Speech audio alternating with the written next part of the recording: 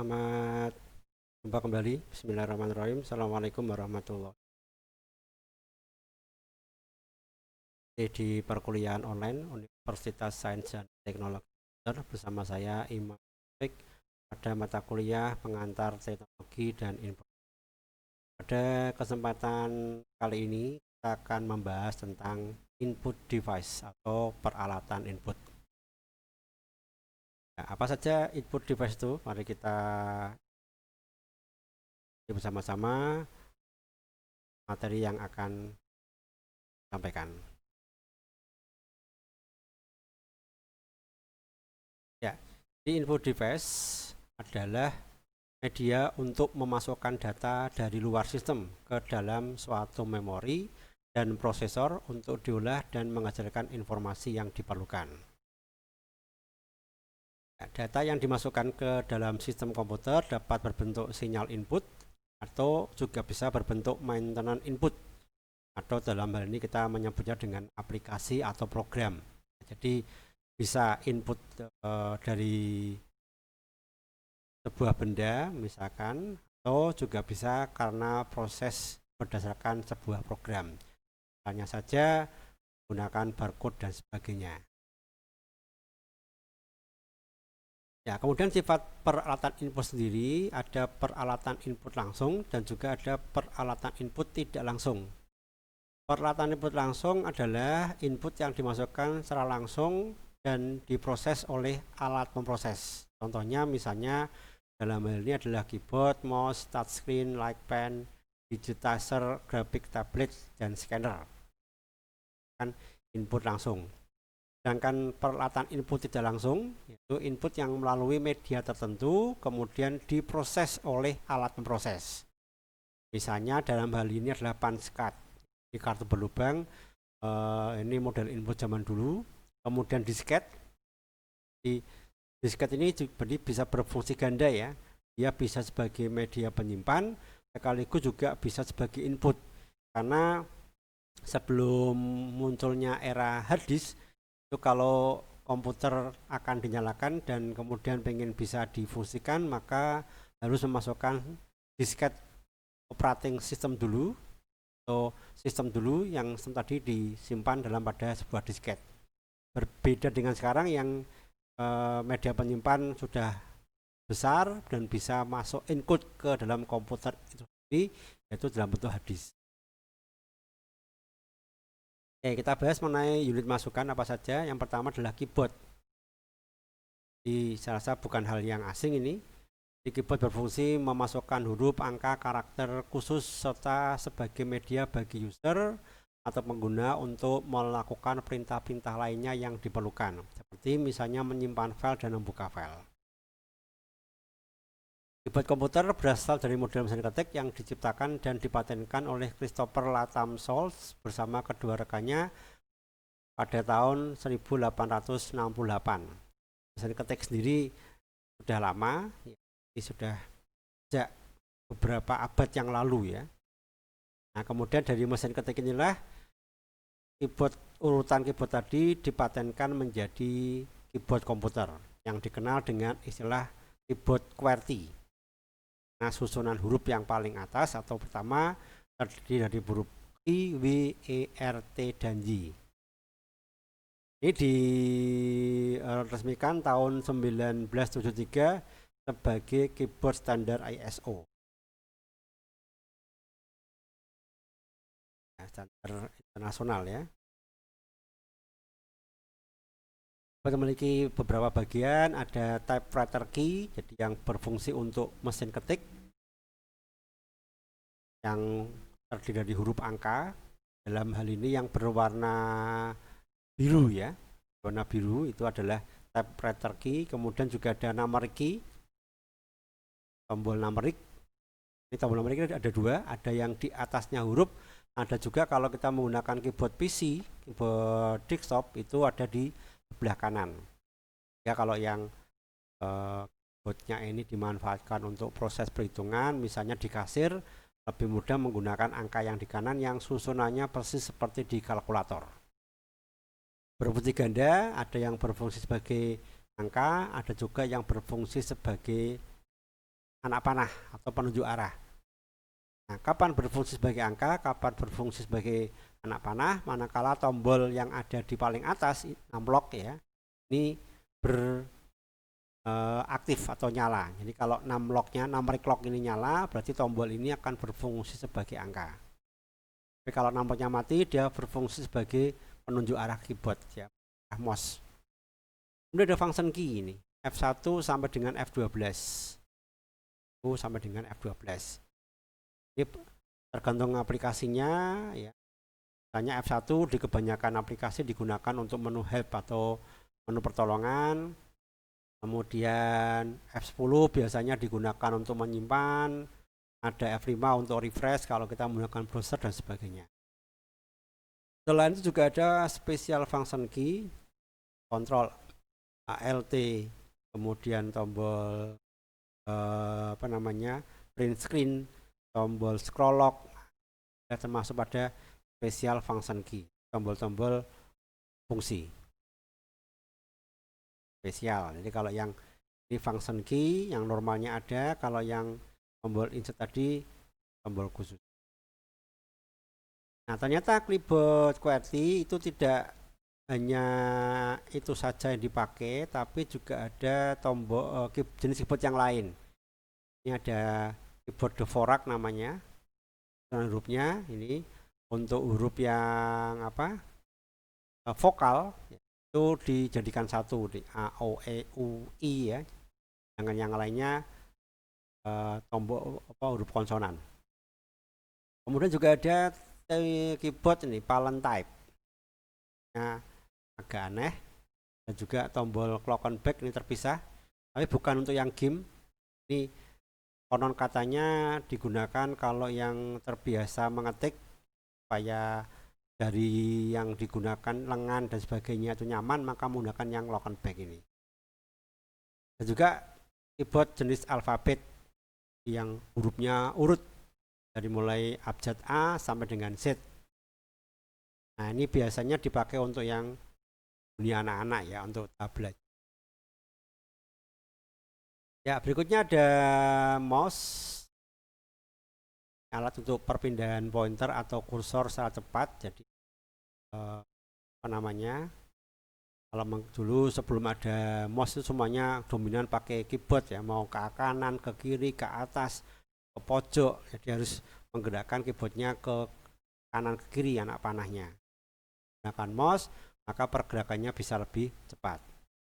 Nah, pada umumnya mouse ini terdiri dari 2 atau ada juga yang 3 tombol. Hanya 2 tombol dipakai, yaitu tombol kiri dan tombol kanan. Klik kiri, klik kanan. Kemudian untuk yang modern sudah menggunakan tambahan tombol scroll di tengah antara tombol kiri dan tombol kanan, yang fungsinya sebagai ganti menggulung atau memindahkan posisi layar ke atas ataupun ke bawah. Oke, ini repeater ya, sebagai penguat sinyal untuk keyboard yang tanpa kabel. Jadi bentuknya kayak flash disk, tapi dia sebagai receiver, bukan converter ya, receiver untuk diterima oleh keyboard yang nirkabel. Kalau pakai kabel tinggal colokkan aja. Ada yang menggunakan jenis paralel, ada yang pakai PS2, atau yang sekarang kita jumpai kebanyakan menggunakan jenis kabel USB. Ya, kemudian juga ada touchpad. Nah, touchpad ini umumnya digunakan di dalam laptop atau di notebook pada bagian bawah sebagai gantinya mouse. Jadi kita bisa langsung tanpa perlu membeli mouse, bisa menggunakan touchpad yang ada di dalam laptop tadi. Kemudian selain touchpad itu juga ada istilahnya pointing stick dan trackball. Di pointing stick berada di tengah-tengah huruf di keyboard, sedangkan yang trackball itu biasanya berada di ujung ya, di pas sudut, salah satu sudut dari keyboard yang ada pada laptop. Fungsinya sama untuk memindahkan kursor ya. Kalau ini menggunakan jari digerakkan ke kiri kanan atas bawah, kemudian tombol kiri kanannya juga ada di sini. Kalau ini fungsinya hanya untuk menggerakkan posisinya kursor itu ada di mana. Demikian juga dengan ini. Kalau ini bentuknya datar, ini bentuknya seperti lingkaran ya, ada bola di tengah-tengah. Oke, itu pointing stick dan trackball. Kemudian juga ada light pen. Pen ini light pen, di pena bercahaya ya. Nah, bercahaya. Kalau sekarang sih kita lebih populer dengan istilah stylus atau stilus. Ini cikal bakal stilus zaman dulu ya. Cikal bakal stilus jadi untuk menggambar tampilan di layar. Cuma zaman dulu fungsinya hanya untuk meletakkan titik atau bilangan bit ke dalam layar. Monitornya juga khusus. Jadi monitor masih pakai tabung monitornya. Pakai tabung. Kemudian light pen-nya juga ada kabel yang nanti dimasukkan ke dalam CPU untuk menandai di mana posisi dari penunjuk light pen ini di dalam monitor. Bekerja menggunakan sumbu X dan Y, bentuknya menggunakan titik. Ini bukan untuk gambar, karena kalau stylus kan bisa untuk gambar. Kalau ini belum ya, tapi ini cikal bakal dari stylus. Ya, kemudian juga ada joystick dan game. Joystick dan game ini digunakan untuk bermain game pada dunia komputer, mana joystick itu bentuknya kayak tongkat, sedangkan game paddle ini bentuknya seperti apa ya, kalau sekarang menyebutnya Nintendo ya, kotak persegi, lengkapnya dengan tombol-tombol X, Y, anak panah kiri kanan atas untuk menggerakkan kursor, dan juga tombol power reset dan seterusnya. Nah, kalau yang sering main game tidak asing lah. Ini biasanya untuk game-game yang bergerak ya, mobile kayak balapan atau pesawat. Nah, menggunakan yang joystick. Nah, barcode di depan ada istilah input data. Input data ada yang langsung, tadi keyboard dan sebagainya itu masuk langsung, jadi bisa kita tuliskan langsung di keyboardnya, mouse-nya langsung bisa kita gerakkan, tampilannya juga di layar. Kalau barcode ini perlu diterjemahkan dulu. Nah, ini sebagai pengganti untuk menuliskan kode yang panjang. Barang-barang yang apalagi yang diperjualbelikan ya, itu supaya proses pengisian atau penginputan data tadi lebih cepat ya, kita menggunakan barcode. Kalau barcode itu dituliskan pakai angka ya, dulunya. Nah, kalau ini nanti munculnya garis-garis dan garisnya akan dibaca oleh barcode readernya ini. Dia akan muncul kode ini di layar, nanti akan terbaca kode ini untuk nama barang yang jenisnya apa. Tebal tipisnya itu untuk menentukan angka. Jadi Anda bisa membuat barcode melalui aplikasi seperti Corel, itu ada pilihan. Jadi begitu nanti Anda masukkan angka, sudah langsung muncul barcode-nya. Oke, berikutnya scanner. Ini untuk menyalin atau mengcopy gambar atau teks kemudian disimpan ke komputer. Kalau misalnya Anda punya dokumen, foto atau yang lainnya 2 dimensi itu saja ya, ini pengen dibikin dokumentasinya menjadi file, maka Anda bisa membutuhkan scanner. Bahkan juga ada scanner yang bentuknya kayak roller cat. Di kertasnya diletakkan kemudian tinggal Anda gulung saja. Kalau ini ada penutupnya, dibuka kemudian letakkan gambarnya di sini, baru Anda scan. Ini mirip fotokopi, cuma kalau fotokopi dari kertas tampilnya ke kertas, tiruannya ke kertas, kalau ini nanti hasilnya menjadi sebuah file. Kemudian ada juga dikembangkan menjadi LJK, lembar jawab komputer ya. Jadi terutama dulu ujian dengan menggunakan pensil 2B, Anda bisa untuk koreksinya tidak perlu manual, tetapi nanti menggunakan scanner. Scannernya pun juga bukan scanner nih ya, nanti lebih cepat masukannya satu langsung terbaca atau kebaca. Kalau ini kan satu disimpan, satu simpan. Kalau rumahan oke, tapi kalau untuk LJK ini bentuknya lebih besar dan bisa untuk membaca beberapa dokumen sekaligus dalam waktu sekian menit. Digital mark reader untuk membaca teksnya. Jadi, umumnya kan bentuknya JPG, PDF atau gambar. Ini juga dikembangkan pakai ini. Ya, teks yang Anda scan itu bisa dibaca isi teksnya apa. Dan nanti dipindahkan ke aplikasi pengolah kata seperti Word. Nah, kemudian juga ada kamera digital. Kamera digital ini kualitas gambarnya lebih bagus dan lebih baik daripada dengan menyalin gambar yang menggunakan scanner. Lebih realistis lah begitu. Ketajaman gambar dari kamera ditentukan oleh pixel. Ya. Makanya kalau kita beli kamera biasanya ada kata-kata MPX, megapiksel. Semakin besar MPX-nya, angkanya, maka semakin detail juga gambar yang dihasilkan. Walaupun belum berarti kalau sebuah kamera yang punya megapiksel gede, berarti kualitasnya bagus. Ada banyak faktor supaya gambar yang dihasilkan oleh kamera itu bagus. Lain kamera, kemudian juga ada ISO, ada pencahayaan, dan sebagainya. Kalau kamera pocket seperti yang ada pada gambar, ini pada umumnya otomatis, ya, dia menangkap gambar otomatis. Pada pengaturan lebih lanjut sebagaimana kamera profesional.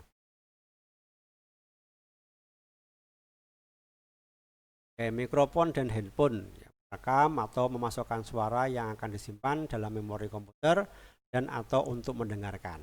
Kalau ada tambahan mic-nya, ya berarti headset ini juga berfungsi sebagai perekam suara, input suara. Tapi sebagian besar headset hanya berfungsi untuk mendengarkan saja, ya, hanya untuk audio output.